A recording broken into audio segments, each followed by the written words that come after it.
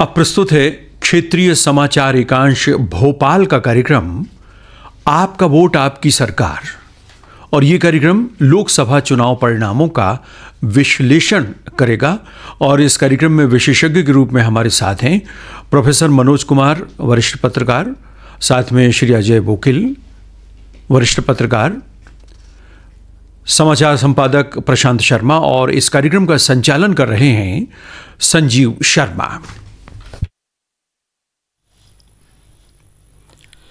लोकसभा चुनाव पर केंद्रित प्रादेशिक समाचार एकांश के खास कार्यक्रम आपका वोट आपकी सरकार के 5वें और अंतिम संस्करण में आपका स्वागत है। मैं हूं आपके साथ संजीव शर्मा। अभी तक इस कार्यक्रम के 4 अंकों में जैसे कि श्रोताओं आप जानते हैं, हमने लोकतंत्र के महायज्ञ में आपकी यानी मतदाताओं की भागीदारी पर बातचीत की थी। आज परिणामों के विश्लेषण का वक्त है। अगले 1 घंटे में आप आज चुनावी आंकड़ों, हार जीत के विश्लेषण, तमाम तरह के राजनीतिक बदलावों, इन सब पर हम बात करेंगे। और हमारे साथ स्टूडियो में 2 खास मेहमान मौजूद हैं। हमारे साथ हैं प्रोफेसर मनोज कुमार। आप मक्खनलाल चतुर्वेदी राष्ट्रीय पत्रकारिता विश्वविद्यालय भोपाल में अध्यापन के साथ साथ समागम शोध पत्रिका के संपादक भी हैं। हमारे दूसरे मेहमान हैं अजय वोकिल जी। आप वरिष्ठ पत्रकार हैं और राजनीतिक विश्लेषक हैं और तत्कालीन विषयों पर लेखन के लिए जाने जाते हैं। आप दोनों का बहुत बहुत स्वागत है। नमस्कार। हमारे साथ स्टूडियो में आकाशवाणी के समाचार संपादक प्रशांत शर्मा भी हैं। प्रशांत जी, आपका भी स्वागत है। नमस्कार, बहुत बहुत धन्यवाद।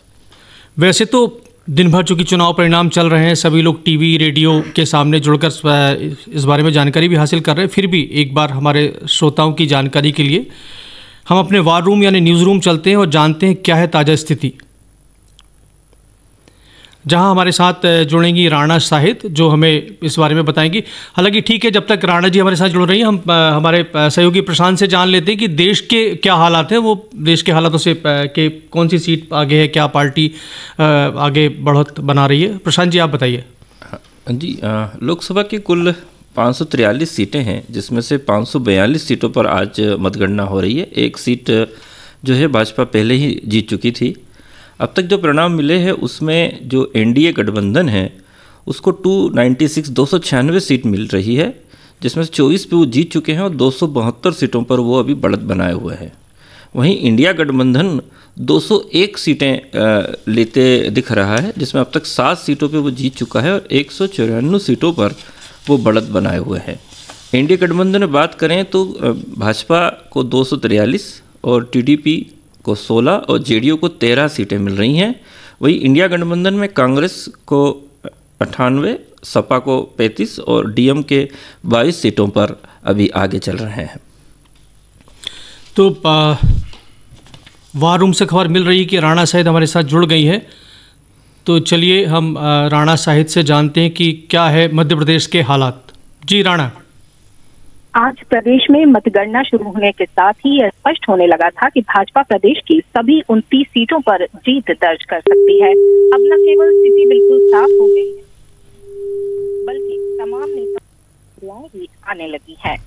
प्रदेश के परिणामों में इस बार सबसे खास बात जीत का अंतर है। करीब आधा दर्जन से ज्यादा सीटों पर भाजपा उम्मीदवारों ने 4 लाख से 7 लाख के वोटों के अंतर से जीत दर्ज कर रहे हैं। वहीं दर्जन भर सीटों पर जीत का आंकड़ा करीब 1 लाख वोटों का है।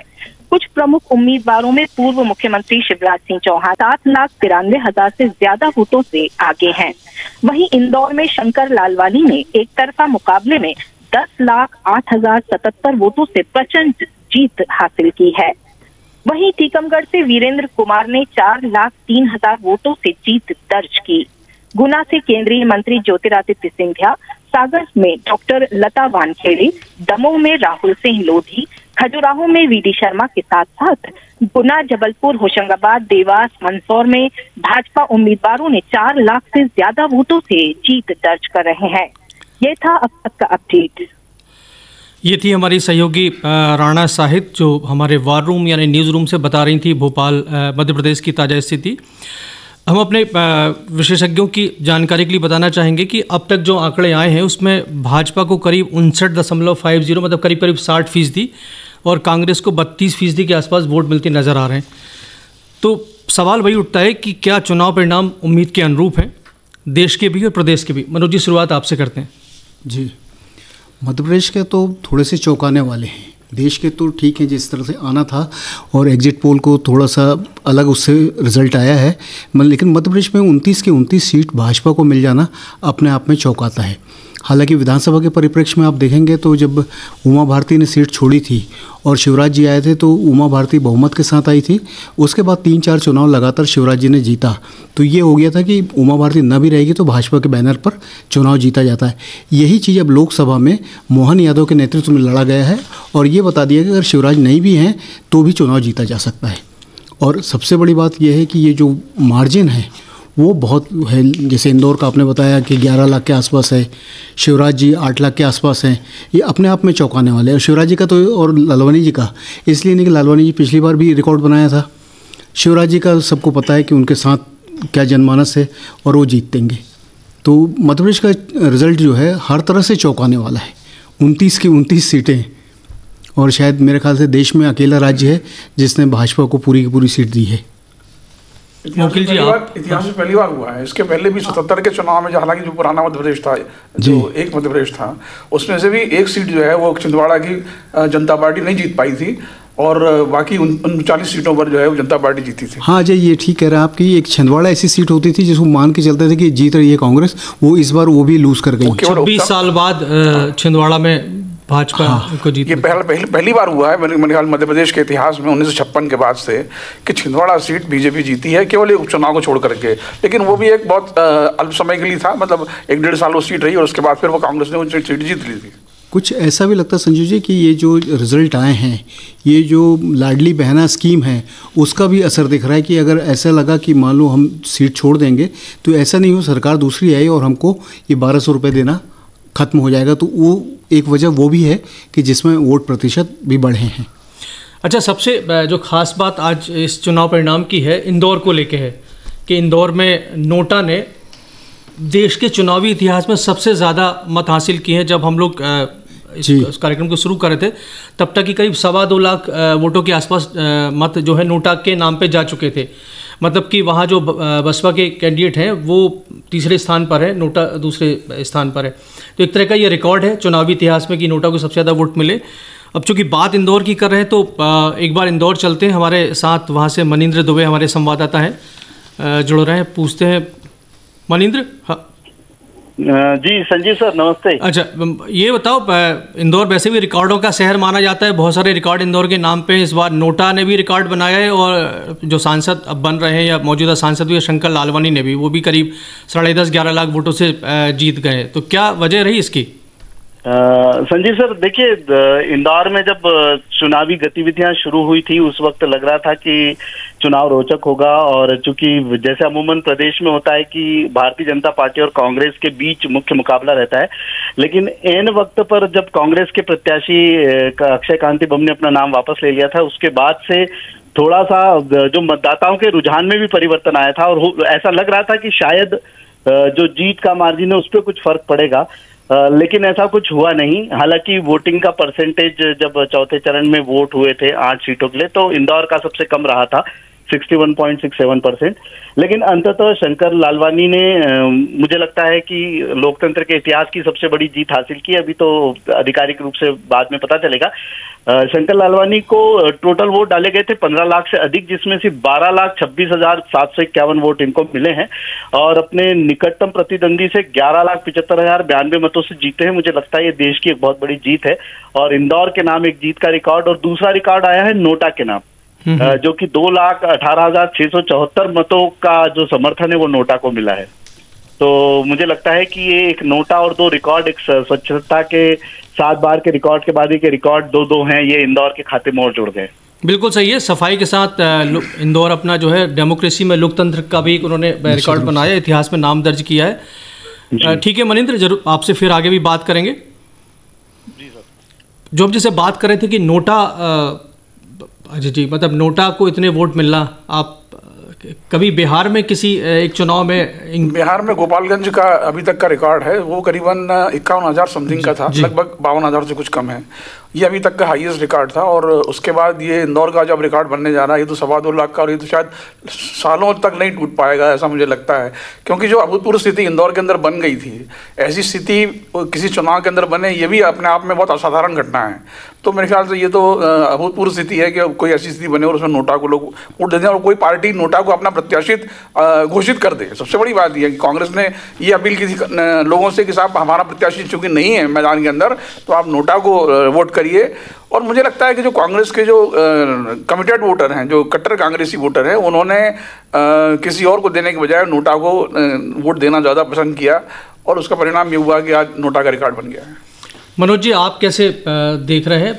अजय जी, सहमत हूँ कि ये कांग्रेस के बिल्कुल कमिटेड जो वोटर हैं, उन्होंने ये 2.5 लाख वोट के आसपास जो भी है उसको उन्होंने अपना समर्थन दे दिया। मतलब शंकर लालवानी का जीतना तो लगभग तय था। हाँ, लेकिन कांग्रेस को इतने वोट मिलने गए, ये इस बात से साबित हो गया जो नोटा में गया।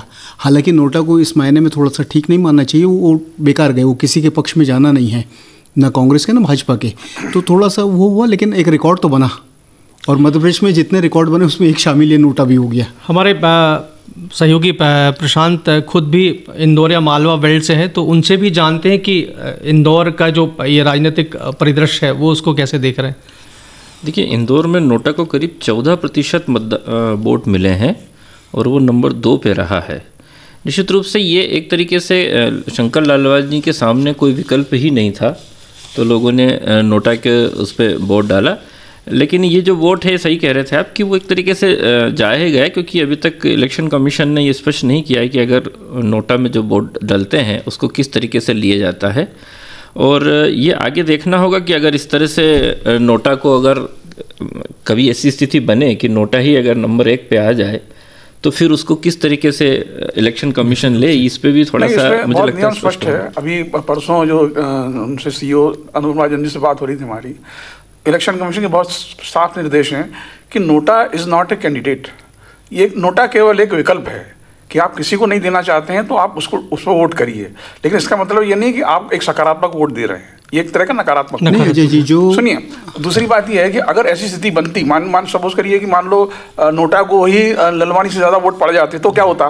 तो उस स्थिति में इलेक्शन कमीशन की क्लियर कट गाइडलाइन है कि नोटा के बाद नंबर 2 हाईएस्ट जो वोट पाने वाला प्रत्याशी होगा वो विजेता घोषित किया जाएगा।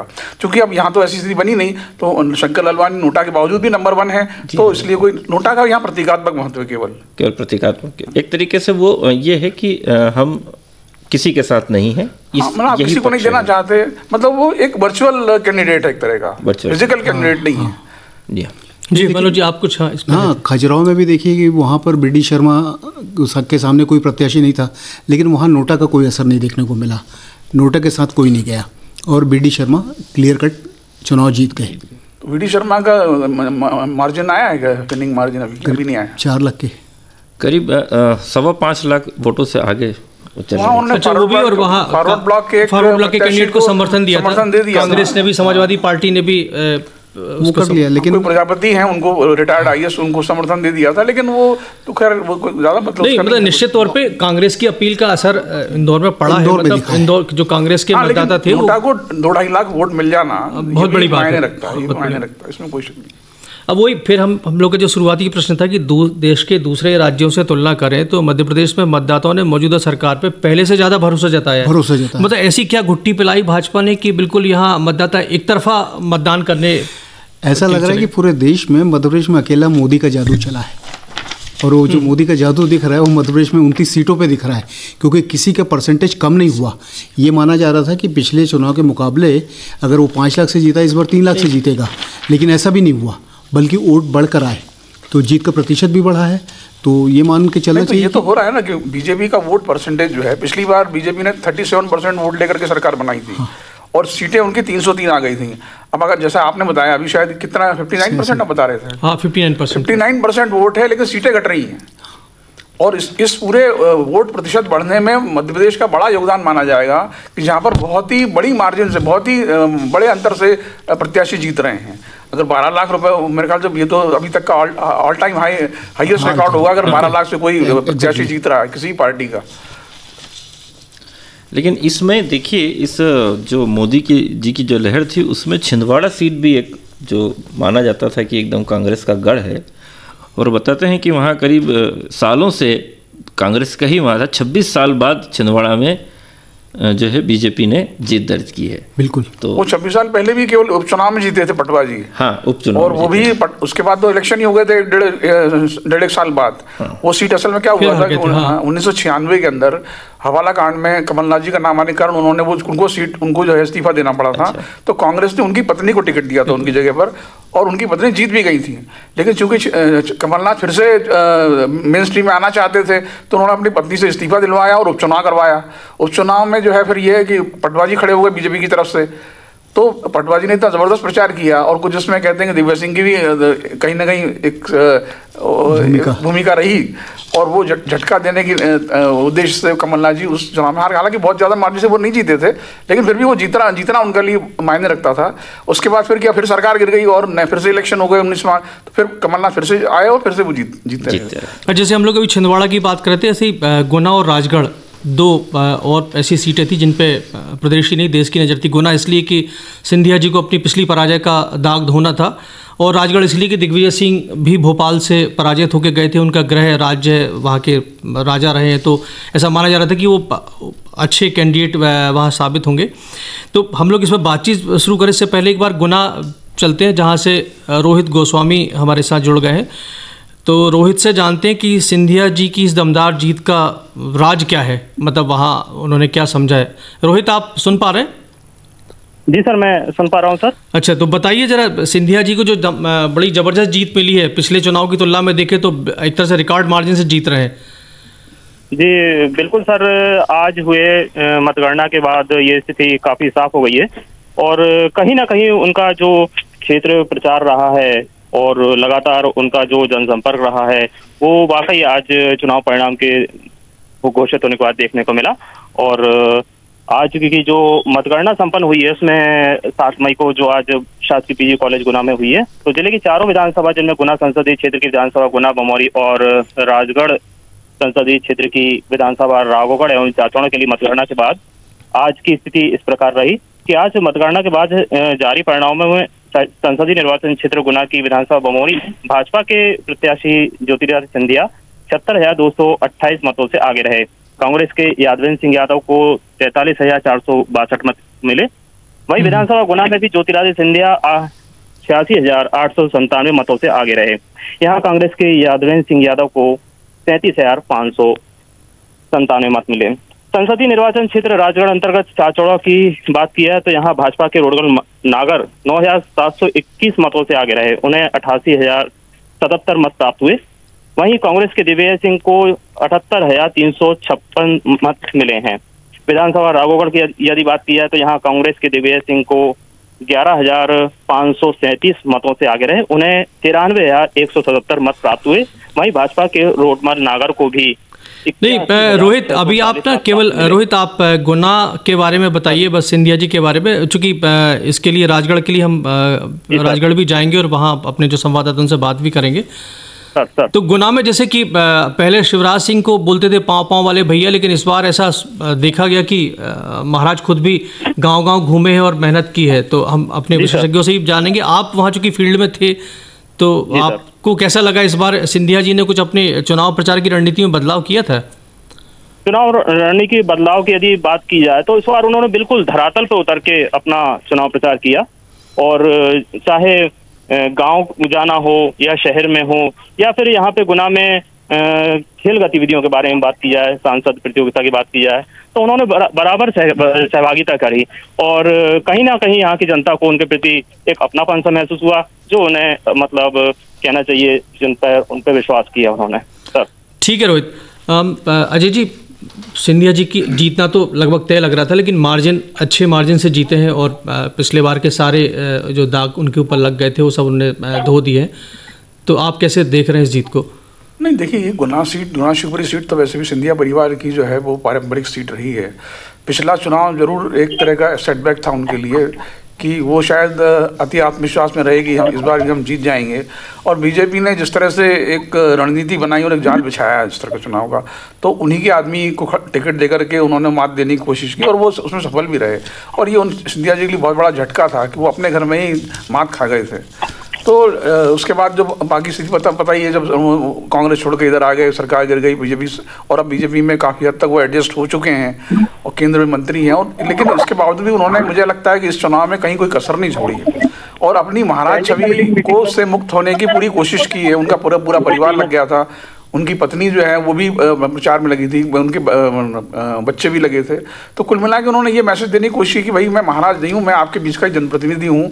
तो उसका असर निश्चित रूप से होना ही था और बीजेपी का सपोर्ट मिलने से तो उसका फायदा हो गया। ये सच बात है कि पहली बार ऐसा हुआ कि राजमहल से निकलकर गांव तक गए और उनकी वाइफ जो है रोटी बना के लोगों को खिला रही थी, बेटे भी घूम रहे थे।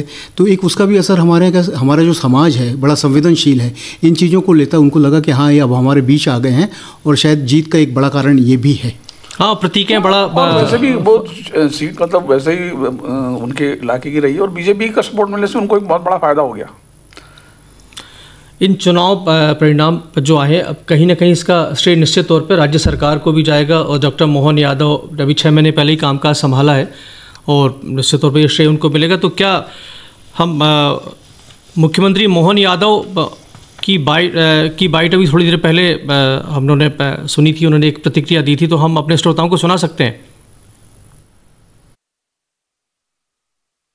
मुझे इस बात का संतोष है और आनंद है कि पूर्ण बहुमत के साथ फिर सरकार माननीय मोदी जी की बन रही है और देश भर के जो रुझान आ रहा है, और खास करके हम सब समझ सकते हैं कि जब तीसरी बार हर 15वें साल में प्रवेश कर रहे हैं, 10 साल के कोई सरकार चले उसके बाद भी जनता उस पर विश्वास रखे और वही इतना बड़ा देश, इतनी विविधता वाला देश, इतनी विभिन्न प्रकार की आबादी, विभिन्न प्रकार की समस्याएं, विभिन्न प्रकार के माहौल और विभिन्न प्रकार की चुनौतियां, लेकिन मुझे इस बात का संतोष है यशस्वी प्रधानमंत्री श्री नरेंद्र मोदी के नेतृत्व में भारतीय जनता पार्टी पूर्ण बहुमत की सरकार भी बना रही है। साथ ही साथ और संतोष की बात है 29 की 29 मेरे पास अभी जो योजना है 29 ही लोकसभा में मध्य प्रदेश में 29 की 29 तो भारतीय जनता पार्टी आगे चल रही है। मेरी अपनी ओर से प्रदेश की जनता को बढ़ेंगे।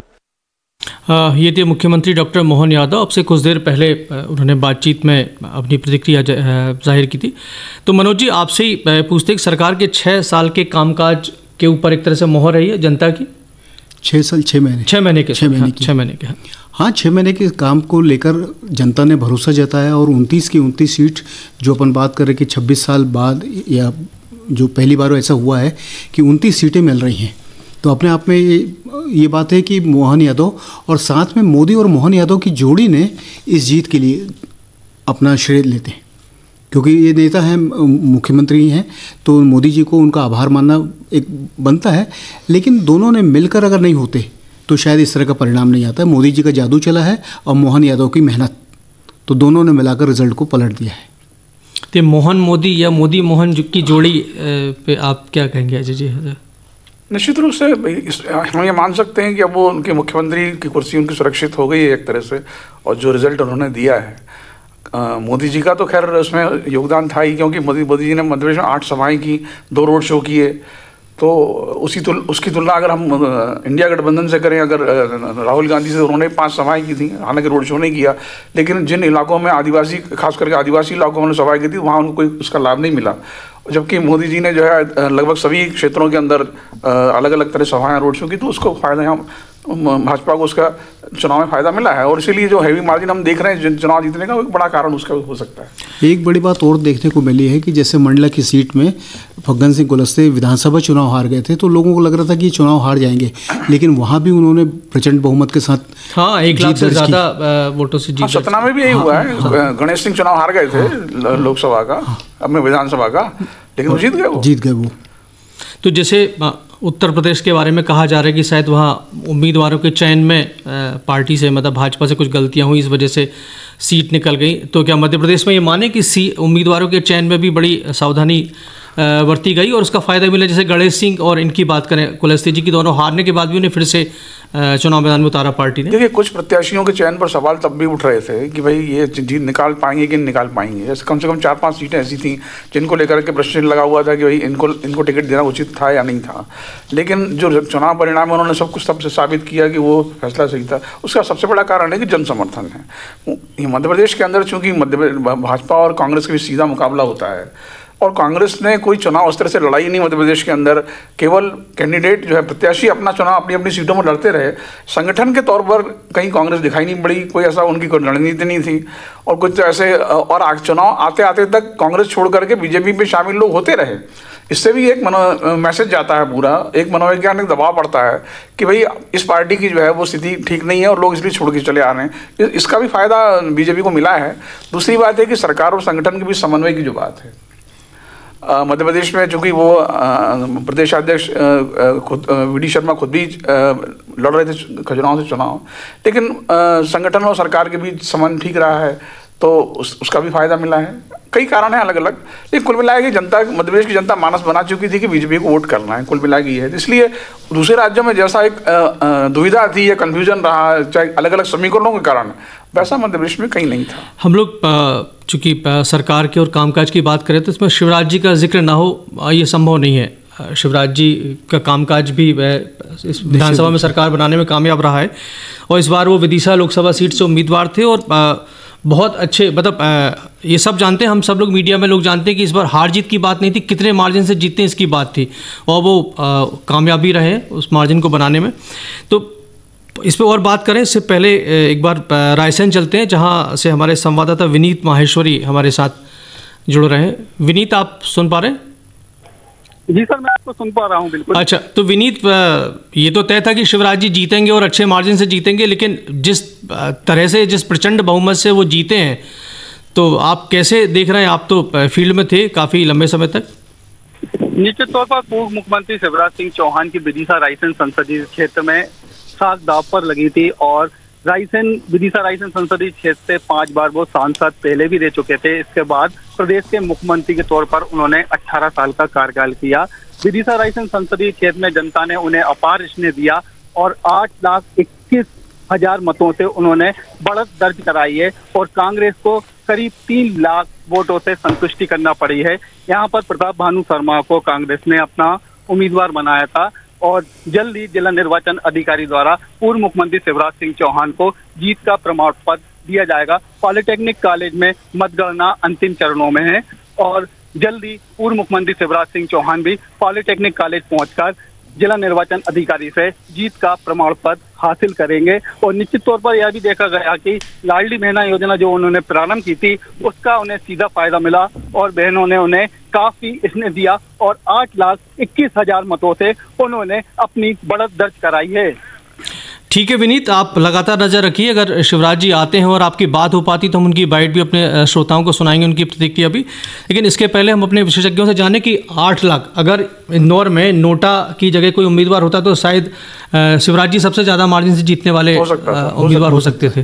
कैसे मनोज जी, आप शिवराज जी की जीत को कैसे देख रहे हैं? शिवराज जी एक तो 18 साल तक मध्य प्रदेश के मुख्यमंत्री रहे, तो उनके चप्पे चप्पे पे पकड़ है, पहली बात। दूसरी बात, शिवराज जी, कांग्रेस और भाजपा में फ़र्क ये रहा, कांग्रेस के जो बड़े लीडर थे वो अपने अपने लोकसभा क्षेत्र में सिमट गए थे, उससे बाहर नहीं निकल पाए। लेकिन शिवराज जी अपने क्षेत्र को छोड़कर बाकी लोगों के लिए सभाएं करते रहे, क्योंकि उनको ये पूरा विश्वास था कि वो जीत जाएंगे और इस प्रचंड बहुमत के साथ जीतेंगे। ये उनकी लोकप्रियता का एक बड़ा पैमाना है, क्योंकि सबसे लोकप्रिय नेता इस समय देश में मोदी जी के बाद अगर कोई हैं तो शिवराज जी।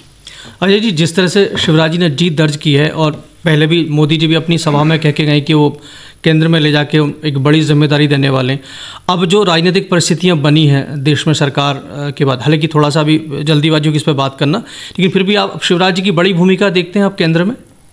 मिलना तो चाहिए, क्योंकि जिस तरह से उनके पास अनुभव है 30 साल मुख्यमंत्री रहने का, मेरे ख्याल से बीजेपी के सबसे लंबे समय तक मुख्यमंत्री रहने का रिकॉर्ड भी उन्हीं के नाम है अभी तक का। बाकी मुख्यमंत्रियों का अगर छोड़ दो उसमें उनका नाम नीचे आएगा, लेकिन बीजेपी के मुख्यमंत्रियों में सबसे ज़्यादा कार्यकाल तक रहने वाले मुख्यमंत्री शायद वही हैं। तो ये अनुभव है, इसका लाभ पार्टी लेना चाहेगी। वैसे मोदी जी ने कहा भी था कि मैं इनको दिल्ली ले जाना चाहता हूँ, तो आप मुझे इनको जिताइए।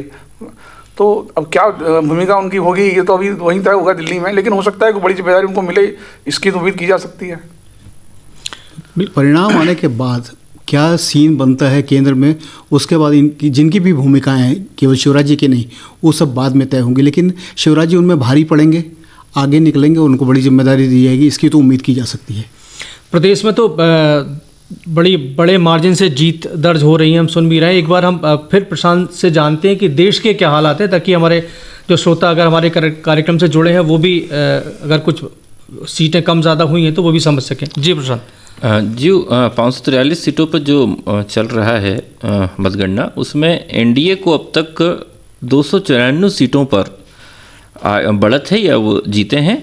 इसके अलावा जो इंडिया गठबंधन है उससे 203 सीटें मिलती दिख रही है। इसमें अगर तृणमूल कांग्रेस के 29 सीटें जोड़ दी जाए तो टोटल 232 सीटों पर इंडिया गठबंधन अभी आगे है या जीत चुका है।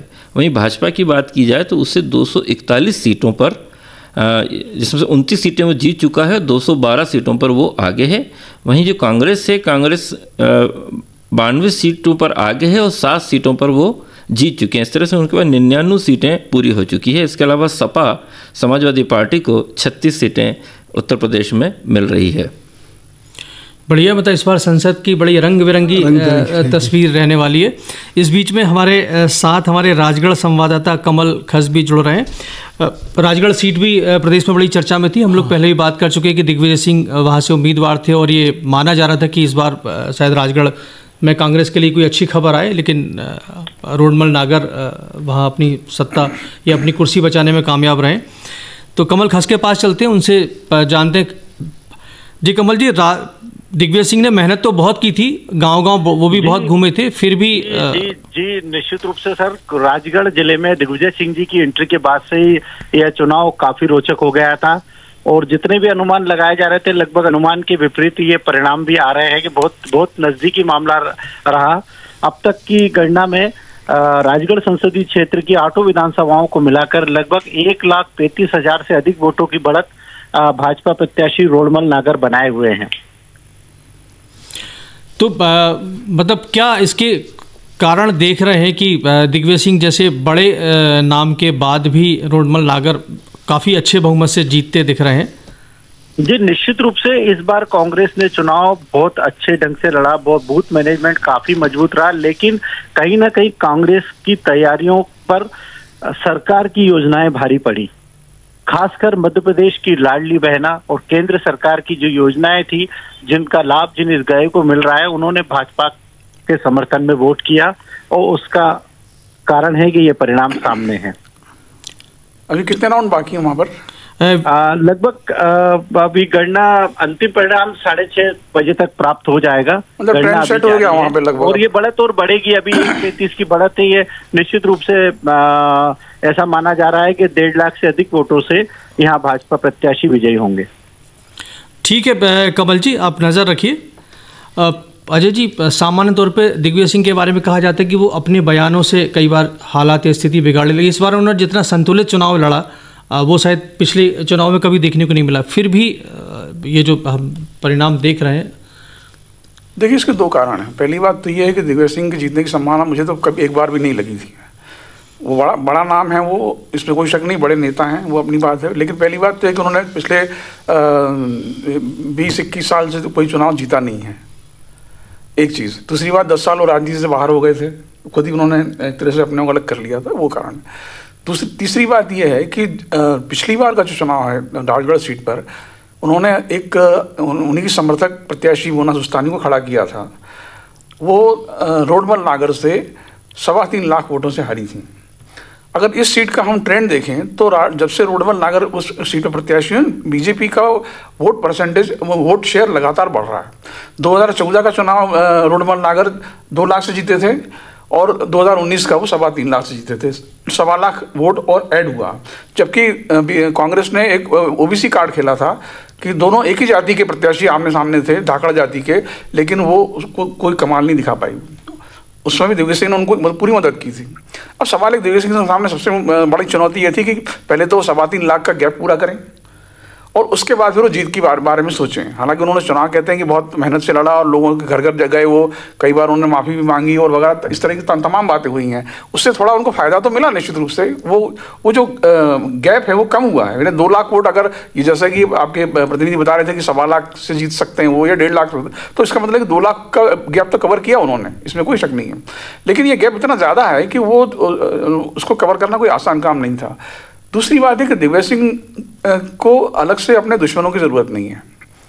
उनके अपने बयानों से ही उन्होंने अपनी एक हिंदू विरोधी छवि खुद गढ़ ली है, वो उनको हमेशा आड़े आती है। और ये जो राजगढ़ सीट है, भले ही यानी इनको अगर जो ब्रेकअप बता रहे थे तो केवल रावगढ़ से उनको लीड मिली है, बाकी 7 विधानसभा सीटों में हार रहे हैं लगातार। वो भले ही कम मार्जिन से हार रहे होंगे, लेकिन कुल मिला के वो हार रहे हैं। तो इसका मतलब ये कि रावगढ़ जो उनकी पैतृक सीट है एक तरह की, जिसमें उनके बेटे ही विधायक हैं, उसको अगर छोड़ दिया जाए तो उनको कहीं से ज़्यादा कोई लीड मिल ही नहीं रही है। और ये कम्युनल सीट है बेसिकली, जो राजगढ़ सीट है। और इसके पहले भी 1991 में दिग्विजय सिंह जीते थे आखिरी बार इस सीट से, वो मात्र 1100 वोटों से जीत पाए थे, उनको प्यारेलाल खंडेलवाल से। तो कुल मिला के ये सीट उनके लिए बहुत डिफिकल्ट थी। भले ही वो उनका इलाका रहा हो, सामंती इलाका है, लेकिन वो कम्युनल इलाका भी है। तो उस तरह से वोटों का पोलराइजेशन वहाँ करना बहुत आसान है, और बीजेपी वो करती रही है। इसलिए ये सीट उनके लिए बहुत डिफिकल्ट थी। उन्होंने कोशिश की लेकिन असफल रहे। जैसे आपने बताया कि 2 लाख का अंतर पाटा, तो एक तरह से उन्होंने बढ़त तो ली कांग्रेस के लिए, जीत में नहीं बदल पाए, एक और बात है। दूसरा, दिग्विजय सिंह इतने लंबे समय बाद चुनाव लड़ने गए थे, उसमें उम्र भी आड़े आती है।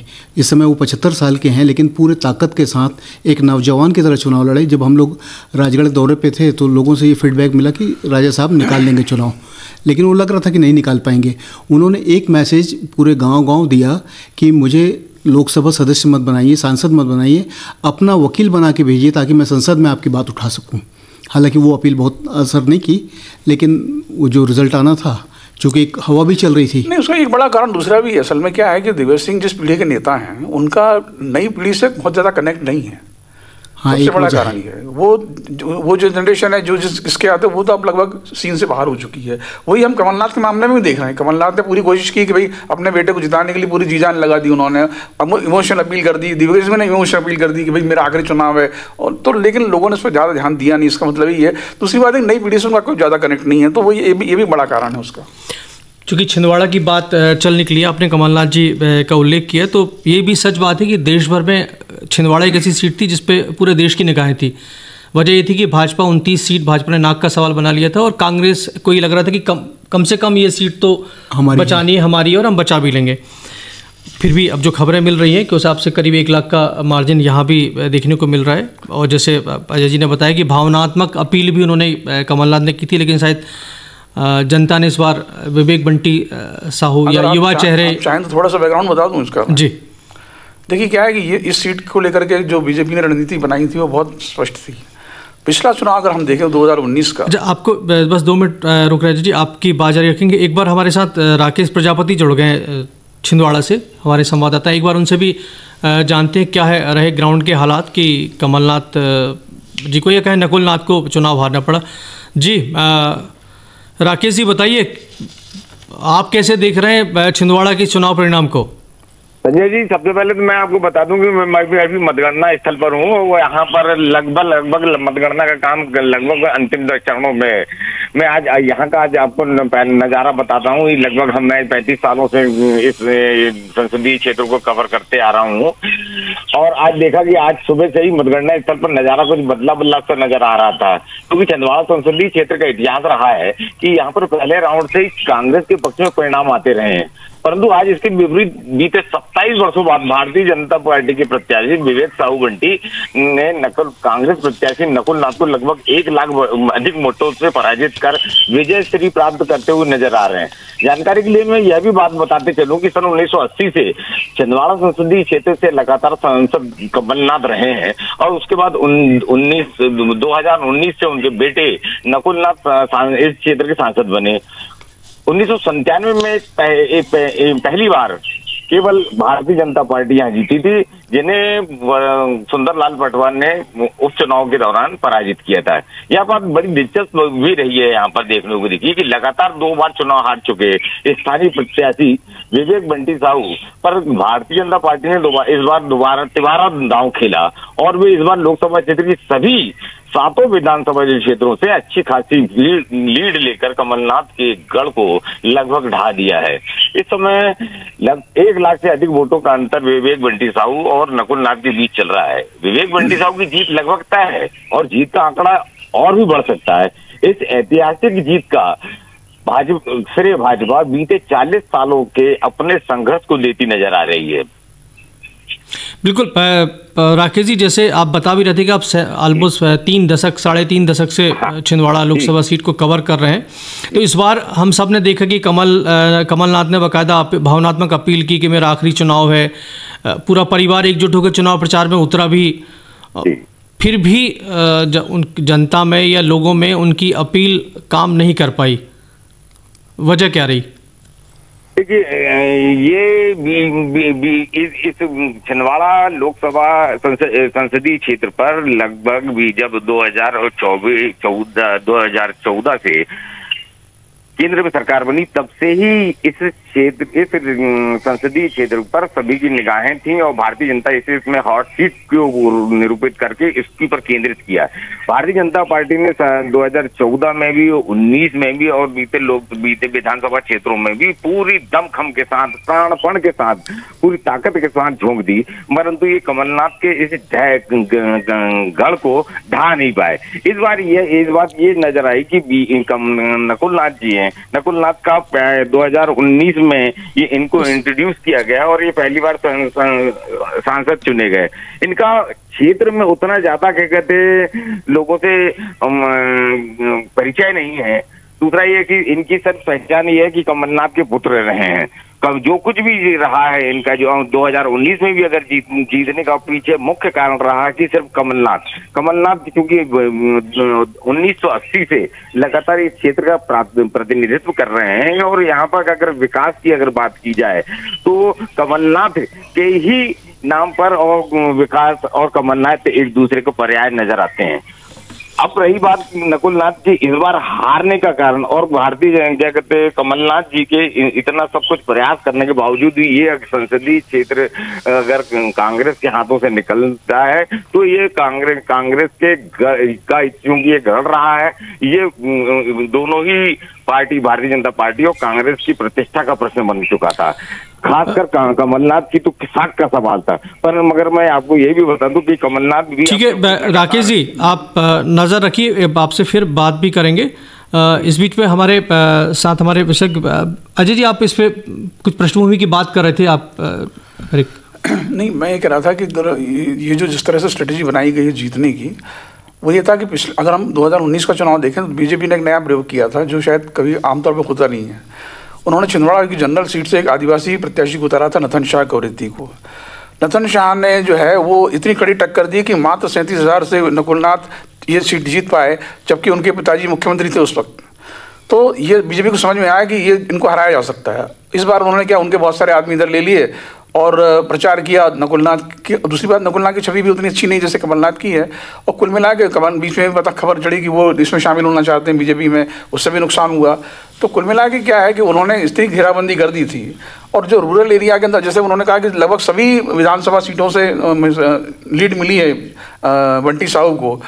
पिछली बार 3 विधानसभा सीटों से ही जीत पाए थे ये नकुल नाथ। उसमें से भी अमरवाड़ा की सीट थी, इसमें 22,000 की लीड मिली थी, लेकिन वो अमरवाड़ा विधायक बीजेपी में आ चुके हैं। सेकंड लीड मिली थी छिंदवाड़ा से, दीपक सक्सेना के विधायक बीजेपी में आ चुके हैं। तो कुल मिला के स्थिति ये है कि जब आपने सारे सेनापति इधर ले आए आप, तो फिर उधर लड़ने वाले बच्चे कहाँ, ये स्थिति है। ठीक है, अजय जी की दूसरी वैसे है तो हम कार्यक्रम से करते हैं। मनोज जी, जैसे अजय जी भी बता रहे थे कि कमलनाथ जी के या नकुल नाथ के भाजपा में शामिल होने की बड़ी जोर शोर से खबरें मीडिया में भी आई थी, चली भी थी, बाद में उसका उन्होंने खंडन किया। तो क्या इसका भी इसका बहुत असर हुआ कि एक भरोसा था कि वो कांग्रेस हैं और कांग्रेस विकास कर रही है, ये मान के चलते थे। लेकिन जब संदेह की स्थिति बन गई कि वो कहाँ हैं, जैसे मेयर गए और लौट आए, अब मेयर कहाँ पर है, भाजपा में है कांग्रेस में, अभी तक ये तय नहीं हुआ है। उनके खास आदमी दीपक सक्सेना भाजपा ज्वाइन कर लिए। तो इसका सबका नुकसान हुआ। शायद इसके आकलन में कमलनाथ से भी कोई चूक हुई है और इसका खामियाजा उनको भुगतना पड़ा और बेटे की एक सीट थी वो चली गई। क्योंकि बेटे को भी जिस तरह से पिता एक्टिव थे वो नहीं कर पाए, वो पिता पे आश्रित रहे और पिता के बैनर पे, पिता के छाये पे चलते रहे, तो एक नुकसान तो उसका भी होना था, सो होगा। बिल्कुल, एक बार फिर ऐसा लग रहा है कि प्रशांत ने आंकड़ों में कुछ फेरबदल देखा है, तो एक नज़र देश के राजनीतिक हालात पर भी मार लेते हैं। लोकसभा की जो मतगणना चल रही है उसमें पल पल आंकड़े बदल तो रहे हैं और कांटे की टक्कर इंडिया गठबंधन और एनडीए के बीच में देखी जा रही है। अभी एक बार फिर से इंडिया गठबंधन की सीटों में कुछ बढ़ोतरी हुई है और अब वो 205 सीटों पर आगे है या जीत चुके हैं। और इसमें अगर तृणमूल कांग्रेस की 29 सीटें जोड़ दी जाए तो 234 सीटें इंडिया गठबंधन के पास इस वक्त दिखाई दे रही है, जिसमें कांग्रेस के पास 99 और सपा जो समाजवादी पार्टी की सीटें बढ़कर 38 हो गई हैं उत्तर प्रदेश में।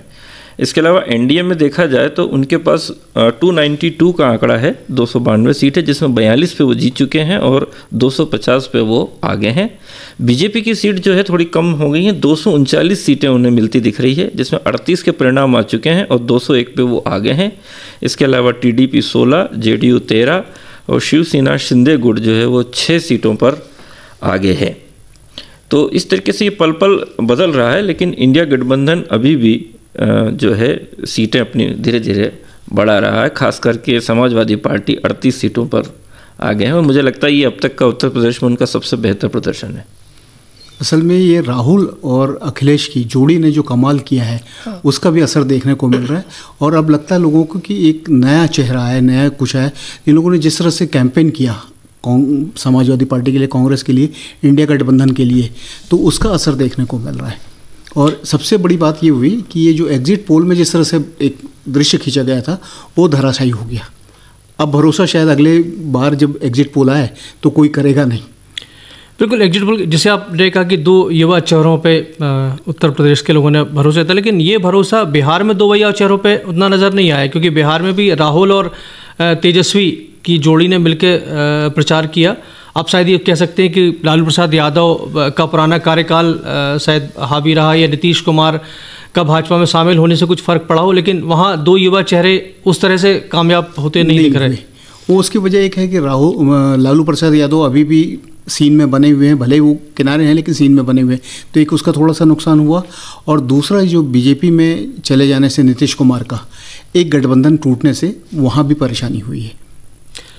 हम लोग देश की राजनीति से वापस प्रदेश की राजनीति पर लौटते हैं और हमारी अपनी राजधानी की बात कर लें। भोपाल कैंडिडेट के हिसाब से तो हाई प्रोफाइल सीट नहीं थी, लेकिन राजधानी होने की वजह से हमेशा ही हाई प्रोफाइल सीट रही है। और भोपाल से जो महापौर थे रहे हैं भोपाल के आलोक शर्मा उम्मीदवार थे, कांग्रेस ने दिनेश श्रीवास्तव को टिकट दिया था। तो हम जुड़ते हैं अपने संवाददाता दिनेश शुक्ला से, उनसे पूछते हैं कि भोपाल की में राजनीति किस तरह से रही। मौसम में तो हालांकि बड़ा बदलाव देखने को मिला है, बाहर बूंदाबांदी हो रही है, ठंडक भी बढ़ी है। भोपाल की राजनीति कैसी चल रही है, बताइए दिनेश। जी देखिए, जिस तरह से माना जा रहा था कि भोपाल सीहोर लोकसभा सीट जो है वो बीजेपी की परंपरागत सीट है, उसी तरह परिणाम भी देखने को मिले हैं।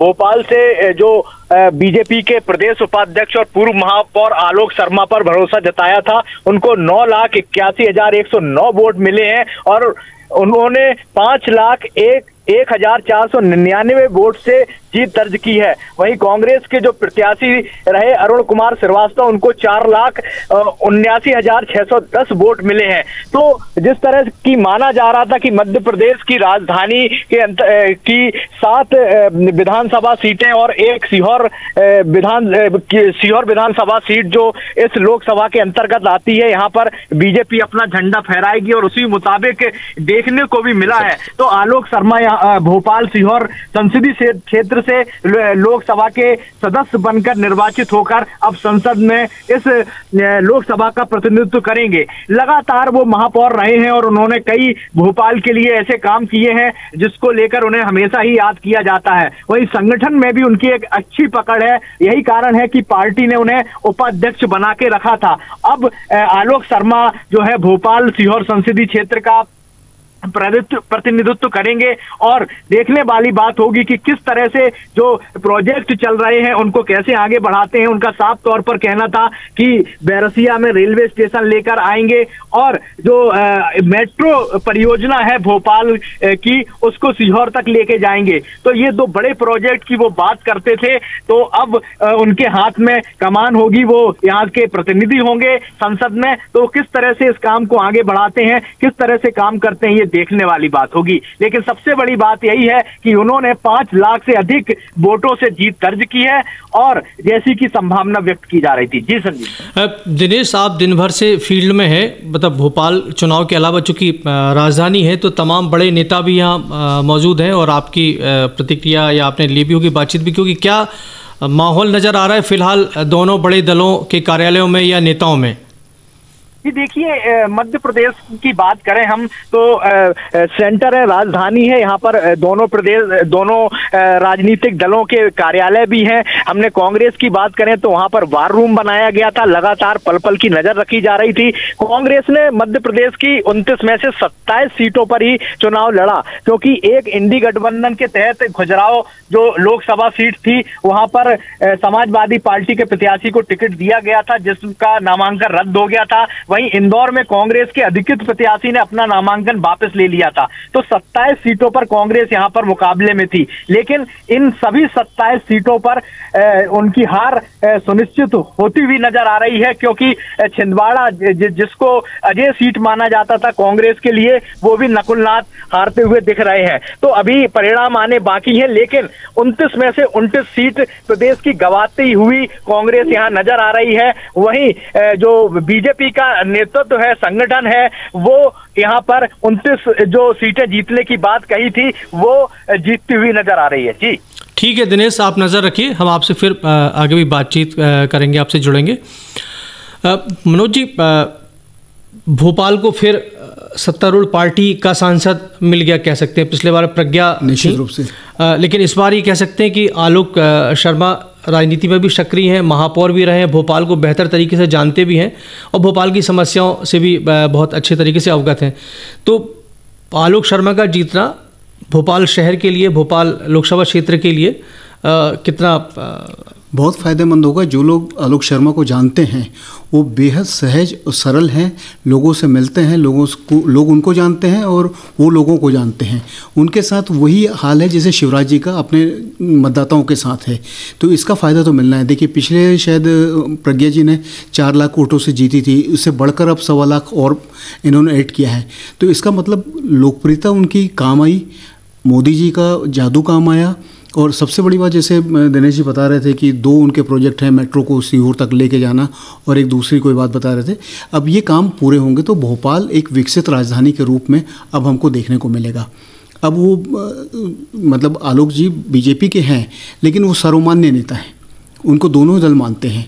और तकनीकी रूप से जैसे पूरे मध्य प्रदेश की बात की जाए तो कांग्रेस 27 सीटों पे लड़ी है, तो 27 पे हार रही है, 2 तो अलग हो गई थी, है ना। तो अपन 29 की बात करेंगे तो गलत हो जाएगा। 27 तकनीकी रूप से है और 27 सीटें कांग्रेस हारेगी अगर फाइनल रिजल्ट जब आते हैं तो उसमें।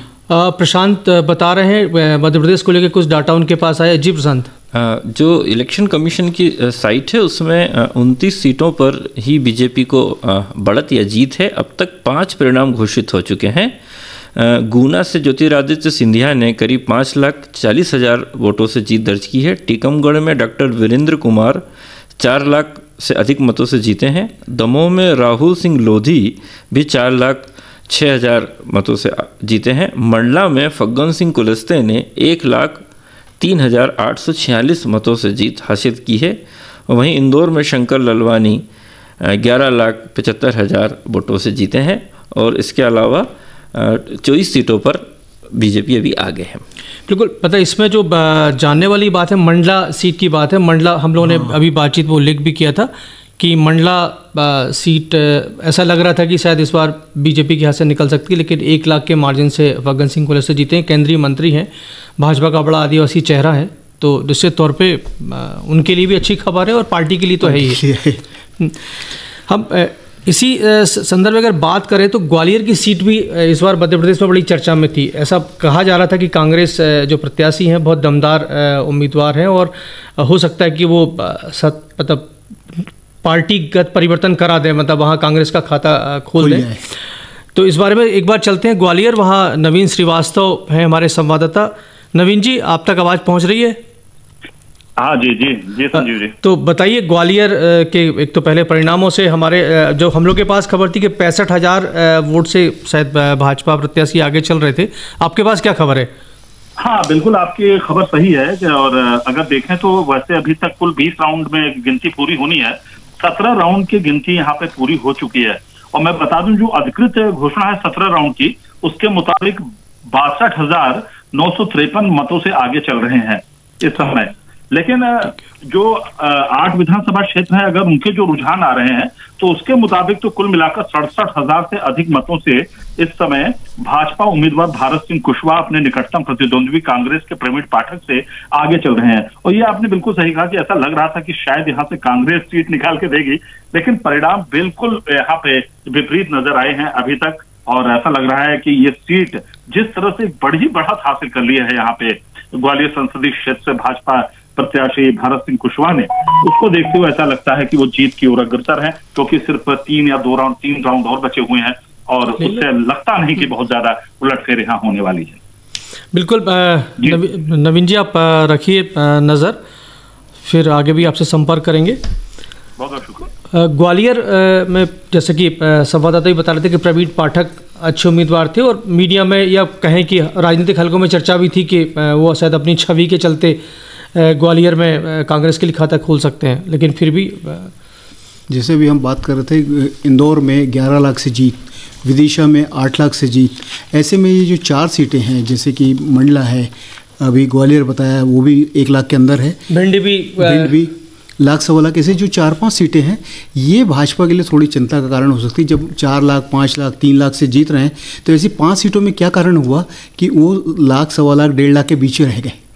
तो कहीं ना कहीं कांग्रेस के प्रत्याशी वहाँ मजबूत थे और भी कुछ कारण हो सकते हैं जिसकी वजह से कांग्रेस को पराजय का सामना करना पड़ा। तो ये भाजपा के लिए थोड़ी सी चिंता का विषय है कि 5 सीटों में कमज़ोर क्यों रहे। तो जो आप कह रहे थे कि ग्वालियर में कांग्रेस जीत सकती थी, वो एक इसका नमूना दिख रहा है कि हाँ अंदेशा था, लेकिन अब चूंकि लहर होती कई बार तो लहर में भी निकल जाते हैं, तो ये लहर का परिणाम एक बार माना जा सकता है। हम लोगों ने अपनी बातचीत में इंदौर, भोपाल, ग्वालियर 3 बड़े शहरों को शामिल कर लिया है। जबलपुर की चर्चा किए बिना ये चर्चा भी अधूरी रहेगी। देख लीजिए एक बार। बिल्कुल। तो जबलपुर में हालांकि जबलपुर संस्कारधानी है और हमेशा से देखें तो पिछले 2 चुनाव से भाजपा का गढ़ भी बन गया है। तो एक बार जबलपुर का हाल जान लेते हैं, सुरभि तिवारी के पास चलते हैं। सुरभि, जबलपुर में कैसे रहे चुनाव के नतीजे? जी, आपने जैसा कहा कि जबलपुर बीजेपी का गढ़ बन चुका है, यह बात बिल्कुल तय हो चुकी है। 1996 से यह जबलपुर संसदीय क्षेत्र बीजेपी का गढ़ बन चुका है। अब स्थिति यह है कि इस बार भी चुनाव के जो परिणाम आए हैं उसमें जीतने का, हार और जीत का जो अंतर है वो बढ़ता ही जा रहा है। यदि पिछले साल की तुलना में देखें तो इस बार जीत का अंतर काफी बढ़ गया है। बिल्कुल सुरभि, आप नज़र बनाए रखें, चूँकि इस कार्यक्रम का समय भी पूरा हो रहा है। फिर हमारी सहयोगी जो हैं राणा शाहिद, वो भी इस घंटे की खास खबरें पढ़ने के लिए मोर्चा संभाल चुकी हैं। तो हम अपने चलते चलते अपने जो विशेषज्ञ हैं अभी हमारे साथ मौजूद है मनोज जी, उनसे एक बार जान लेते हैं कि ओवरऑल मध्य प्रदेश के चुनाव परिणाम को लेकर उनकी क्या प्रतिक्रिया संक्षेप में।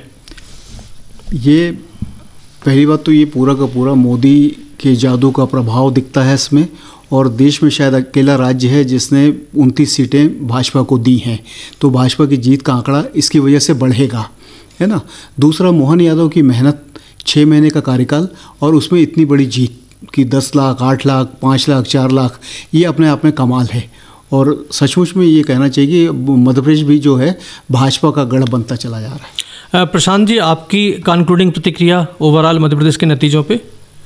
निश्चित रूप से ये जो है मोदी सरकार के 10 सालों के कार्यकाल का यहाँ पर है। इसके अलावा यहाँ पर जो शिवराज जी चौहान का जो 18 साल का कार्यकाल है उसके कामों पर भी मोहर है, और साथ में मोहन यादव जी जो उन कामों को आगे बढ़ा रहे हैं, निश्चित रूप से ये उसके ऊपर भी जनता की मोहर है। बिल्कुल श्रोताओं, लोकतंत्र का महायज्ञ आज पूरा हो रहा है। आपने बढ़ चढ़ के मतदान में हिस्सा लिया था।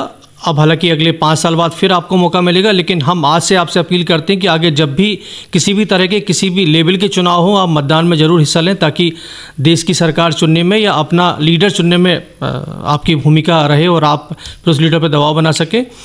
आपका वोट आपकी सरकार हमारे इस खास कार्यक्रम में फ़िलहाल इतना ही।